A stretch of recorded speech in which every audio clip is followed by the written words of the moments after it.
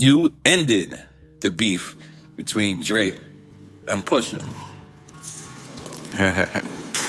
I guess you could say that. Yo, this is Jay and Jay Prince. I'm making this video to address the ongoing back and forth between myself and Drake. Both me and Drake have taken shots at each other, and it's time to put it to rest. I'm asking Drake on December 7th to join me on stage as a special guest to share the two biggest albums of the year, live in Los Angeles, with the ultimate purpose being to free Larry Hoover.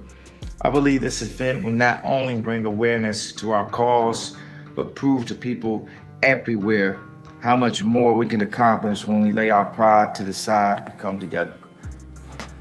Both me and Drake have taken shots at each other, and it's time to put it to rest. I'm asking Drake on December 7th to join me on stage as a special guest to share the two biggest albums of the year, live in Los Angeles, with the ultimate purpose being to free Larry Hoover. I believe this event will not only bring awareness to our cause, but prove to people everywhere how much more we can accomplish when we lay our pride to the side and come together. In real time, Drake's kingdom appears to be collapsing. The most bizarre aspect is that J. Prince, the man who served as his security throughout his rap career, appears to have abandoned him. Consider how absurd that is. Drake used to constantly boast about how Houston adored him, how J. Prince had his back, and how he was protected in a way that no other rapper in the game could match. People are certain that something sinister occurred behind the scenes because of that silence, which is louder than anything Kendrick has ever spit. More significantly, J. Prince was the enforcer who protected Drake from wolves in the rap jungle. In Houston, he had a reputation as the kind of man who could make or break careers. J. Prince always stepped in with his big brother act, pulling strings and putting a stop to Drake's feuds with other rappers before they were too genuine. And we couldn't get caught up in that. That was a moment, right? You know what I mean? We big pitching thing.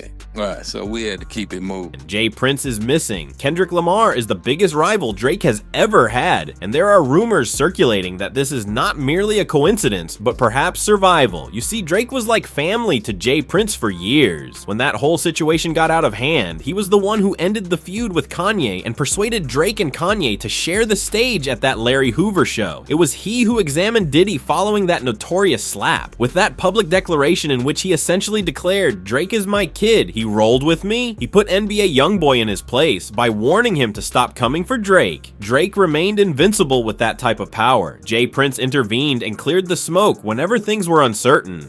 J. Prince has not uttered a single word since Kendrick attacked Drake with all of his might, destroying his reputation brick by brick and dropping disc after disc. But cameraman, make sure you gotta get this man raised me in the game right here. You gotta get this man on camera report. Yeah. In the legendary Don B on camera, man. It's all right, man. Raised me up in from a little point gone.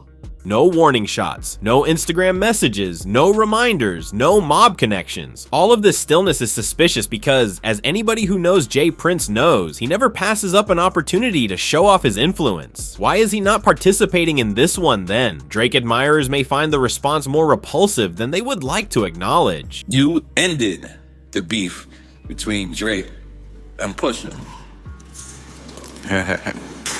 I guess you could say that. According to the raging rumors in Houston, J. Prince retreated because Kendrick struck a nerve that may destroy the entire enterprise. We are discussing rumors of dubious operations involving J. Prince's crew, nightclub activities in Houston's Area 29, and even theories that connect his family name to Takeoff's untimely death. Yo, this is Jay and Jay Prince.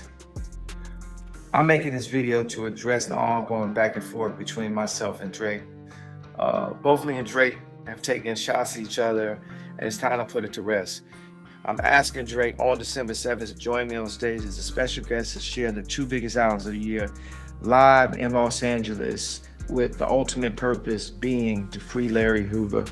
I believe this event will not only bring awareness to our cause, but prove to people everywhere how much more we can accomplish when we lay our pride to the side and come together. Drake was close to Migos and toured with them in 2018, yet he remained curiously silent after Takeoff was slain in Houston. Fans are now piecing together what happened when they observed that quiet. Is it possible that Jay Prince instructed Drake to remain silent? Could Kendrick have hinted to it in his song Euphoria, where he spoke about parking your son and your father?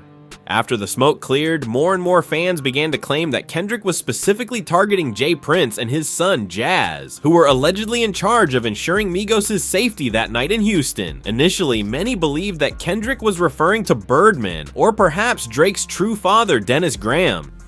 You need to be filling me up, right? Because they try to glorify bullies. Like you can try to glorify soft shit. He's trying to glorify niggas that ain't this flaw. We know when there's flaw, when we deal with them in the streets, we know not their flaw. Like we understand that they flaw. We don't capitalize off their flawness though, because we'll capitalize off real. We ain't gonna capitalize off no net being flawed, weak as hell. We understand what another weak as hell. Then he a street, call himself a street nigga. He could be a street, but he's still weak as hell. We don't capitalize and try to glorify them here now. We gonna sit here and have conversations about as strong as us. We don't have conversations about niggas that's weak as hell.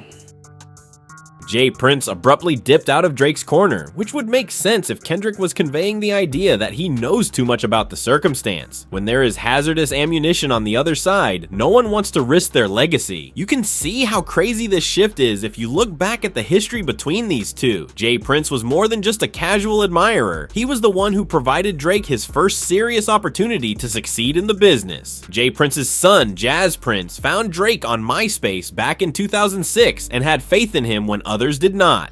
Jazz put Drake Lil Wayne in front of his father, sent him beats, and essentially made Wayne listen. Drake's life was drastically altered when Jay Prince himself signed him to Aspire Music Group in 2007, together with Wayne's manager Cortez Bryant. Drake as we know him today, Best I Ever Had, and So Far Gone would not exist without Jay Prince's cosign. Drake's continual praise of Houston, references to Pimp C, and lines about Bun B are all examples of his affection for the city. The partnership appeared to be unbreakable for years, but Jay Prince, the original artist who always dealt with Drake's issues, abruptly vanished when Kendrick began making remarks that sounded more like nuclear threats than insults. Let us face it, Drake was not just signed, he was also connected to a family that operated like a syndicate. The current quiet is startling because of this. When it comes to Drake, Jay Prince used to have no hesitation. Consider the T-Beef push in 2018. Jay Prince came out stronger than Drake when he was on the ropes following the Adidon controversy. He intervened, demanding a halt to the conflict and claiming that Drake had a disc that would have ended his career and destroyed lives hidden in the vault. Drake complied. But